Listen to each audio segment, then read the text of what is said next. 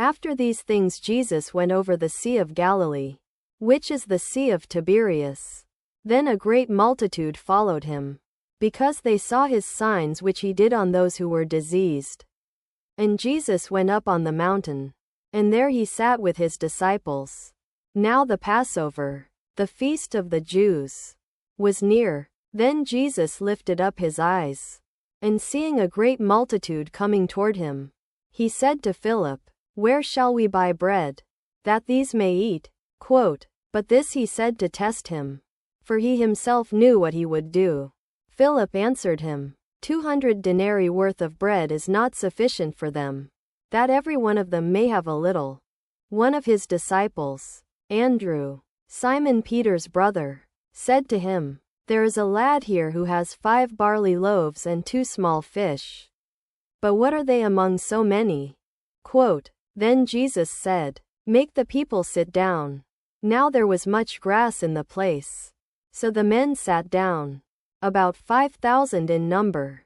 And Jesus took the loaves, and when he had given thanks, he distributed to those who were seated, likewise also of the fish, as much as they wanted. So when they were filled, he said to his disciples, "Gather up the fragments that remain, so that nothing is lost." Therefore they gathered them up, and filled 12 baskets with the fragments of the 5 barley loaves, which remained over and above to those who had eaten.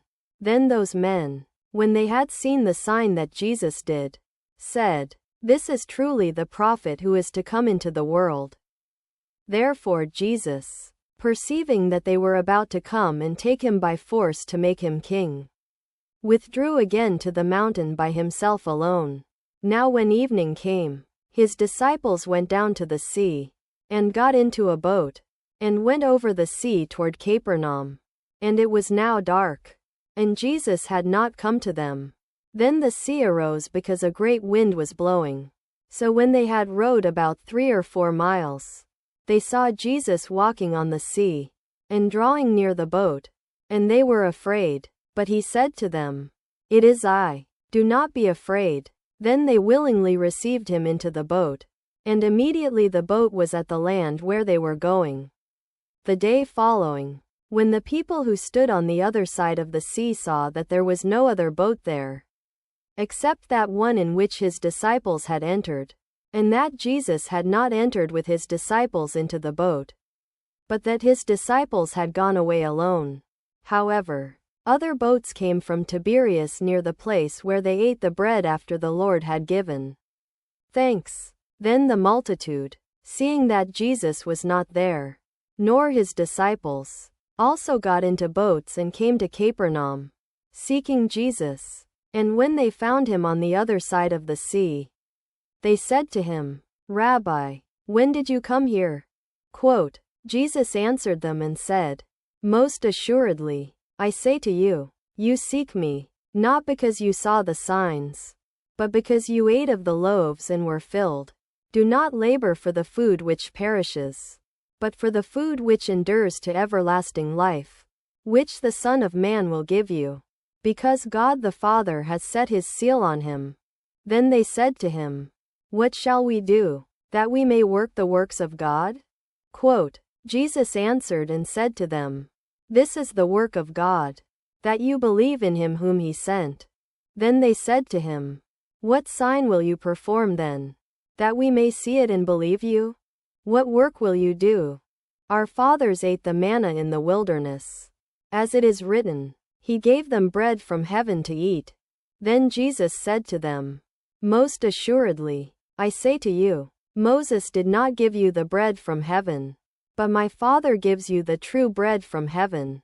For the bread of God is he who comes down from heaven and gives life to the world." Then they said to him, "Lord, give us this bread always."